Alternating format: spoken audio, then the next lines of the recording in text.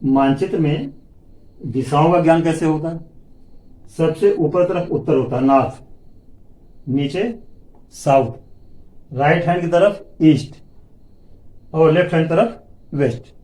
सबसे ऊपर उत्तर, नीचे दक्षिण, दाहिने हाथ तरफ पूरब और बाएं हाथ तरफ पश्चिम।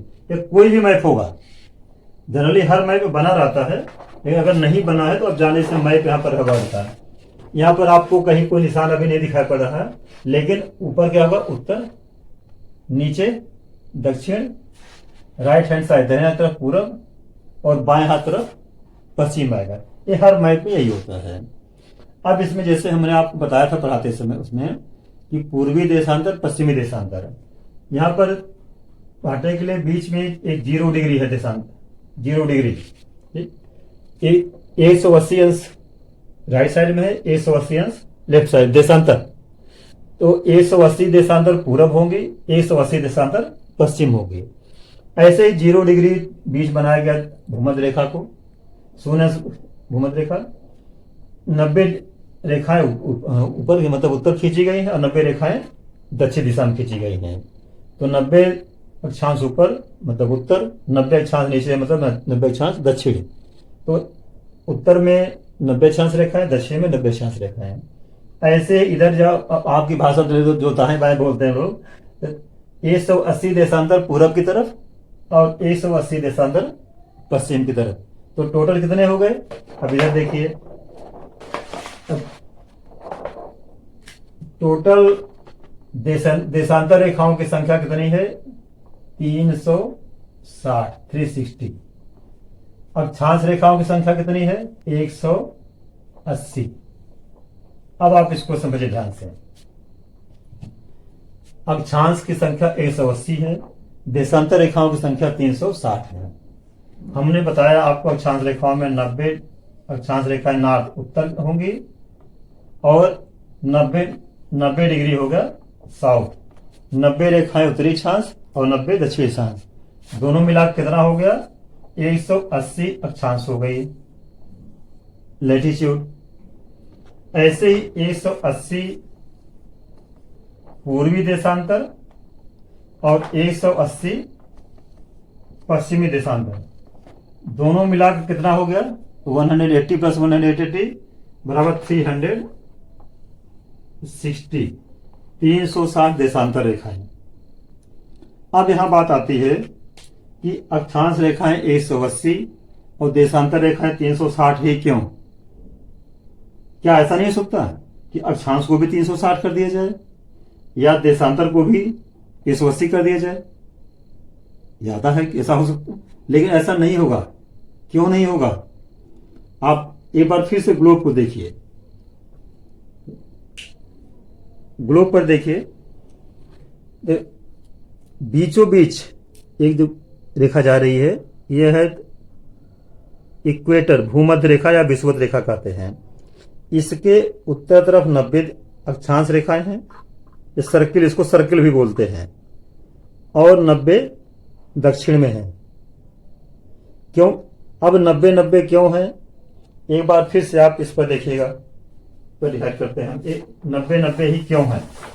आप इसको देखिए। अब अगर हम फिर से ग्लोब को ध्यान दें, फिर से आप याद दिलाते हैं, ग्लोब को देखिए। हमने बताया कि भूमध्य रेखा, इक्वेटर विषुवत रेखा या बीचों बीच है। अब इसके ऊपर खींचना है उत्तर साइड 90। कैसे खींचेंगे इसको आप देखिए फिर से, आइए चार्ट पर। अब अगर हम देखें इस तरह से, तो हमने बताया कि 0 इधर हो गया, 90 इधर होगा, 90 दक्षिण होगा। ये 90-90 है क्या? 90 डिग्री है क्या?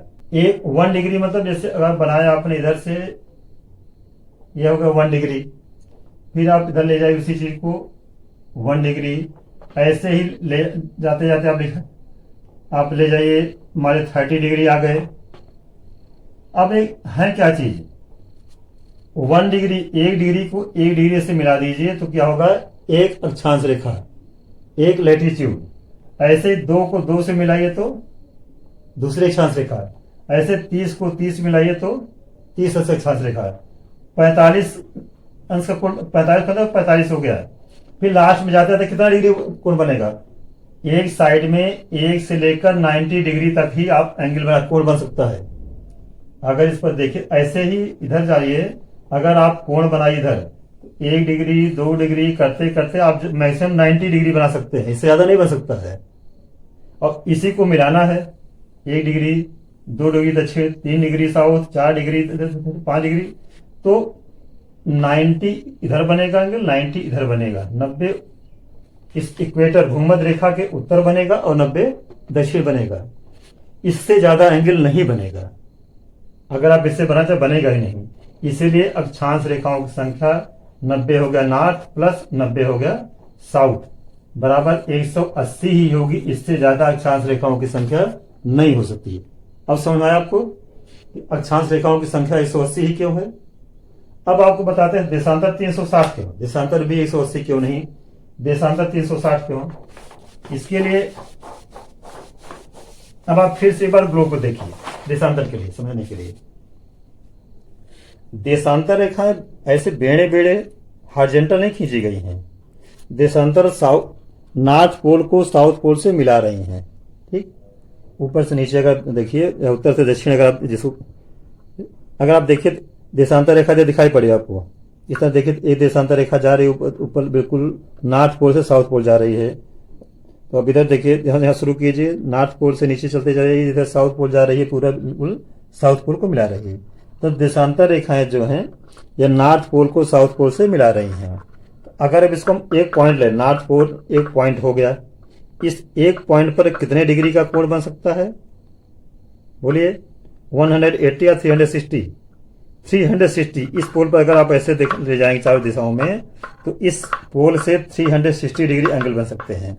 ऐसे साउथ से 300 अब ले जाएंगे। अब इधर आप चार्ट पर देखिए फिर से, अगर कोई यहाँ एक पॉइंट है, इस पॉइंट पर 360 अंश के कोण बन सकते हैं। ठीक है, यहां पर भी दूसरा पॉइंट साउथ पोल मान लेते हैं, तो यहां पर भी 360 बन सकते हैं। जीरो को मिला दिया, मान लीजिए अगर इधर 1 2 3 ऐसे करते करते 180 इधर बनेंगे। ऐसे ही अगर इसको मिलाते जाइए तो 180 ही इधर बनेंगे, मतलब 180 ईस्ट हो जाएगा और 180 वेस्ट हो जाएगा। ये कैसे बना फिर समझिए।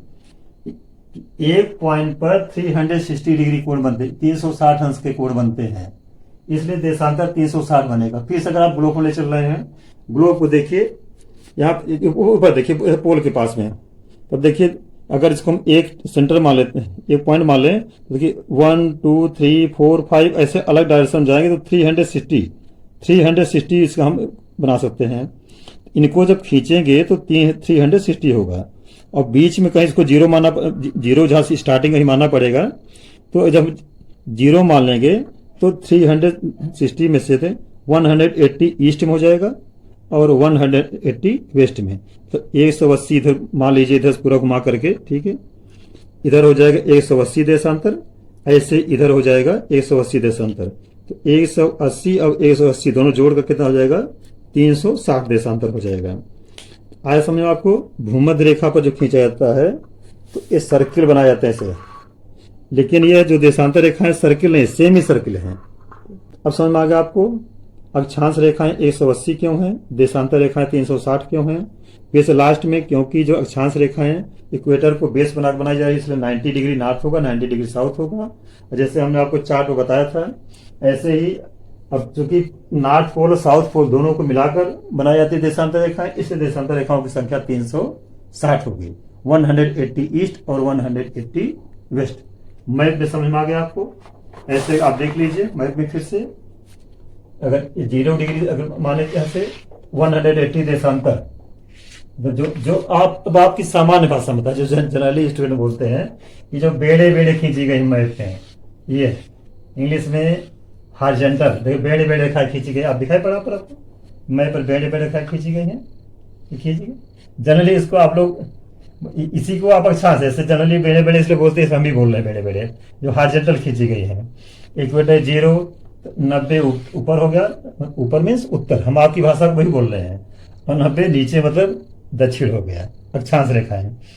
ऐसे ही 180 देशांतर पूरब हो गई और 180 देशांतर पश्चिम है। अब जैसे हम आपको ग्लोब बताए थे भारत को जानने के लिए, अब अक्षांश की बात करें तो 8 डिग्री अक्षांश लेकर के 38 डिग्री अक्षांश दोनों को देख लिया आपने, ढूंढ लिया आराम से। ऐसे हमारे इधर लिखा गया है, क्या लिखा है, कौन सा देश, अल्जीरिया। पूछे अल्जीरिया कहाँ है, यूएसए कहाँ है, यूक्रेन से इस समय चल रहा था, यूक्रेन कहाँ पर है। इसको ढूंढने के मैप क्या करेंगे, आप अक्षांश डाल लीजिए, लेटीट्यूड कौन कौन सा है यूक्रेन का, और लॉन्गिट्यूड कौन कौन सा है, तो अपने आराम पूरे विश्व में इसको आराम से ढूंढ लेंगे। हमने स्टार्टिंग बताया कि अक्षांश और देशांतर का मेन काम क्या है, किसी भी स्थान की सही लोकेशन को जानने के लिए, ठीक है। अब ऐसे इसमें आप देखोगे कि अंश एंड मिनट पढ़ते हैं अक्सर आप, अंश एंड डिग्री एंड मिनट। अब अक्षांश में भी आप पढ़ते होंगे कि ये इतना अंश है, इतना मिनट है, आप जब आप बुक में पढ़ते हैं अपने तो ये भी जान लीजिए, ठीक है। अच्छा, जैसे अब आप बड़े बताएं, मान लीजिए एक अक्षांश है, अब एक अक्षांश है, 1 डिग्री है, इस डिग्री को भी 60 भाग बांट दिया गया है, 1 डिग्री को भी 60 भाग बांट दिया गया, जिसे बिल्कुल छोटे लेवल की जानकारी हो सके। इसी को कहते हैं मिनट। जैसे मान लीजिए 8 अंश 6 मिनट, इसका मतलब 8 अंश के बाद जो 8 अंश को 60 भागों में बांटा गया उसका 6वां हिस्सा। एक कभी और देखते होंगे आपका इस तरह से, जिसको बोलते हैं अंश मिनट एंड सेकंड, मतलब एक अंश को 60 भाग में बांटा गया, मिनट का गया, फिर उसको फिर 60 भागों में बांटा गया, उसको सेकंड का, ठीक है।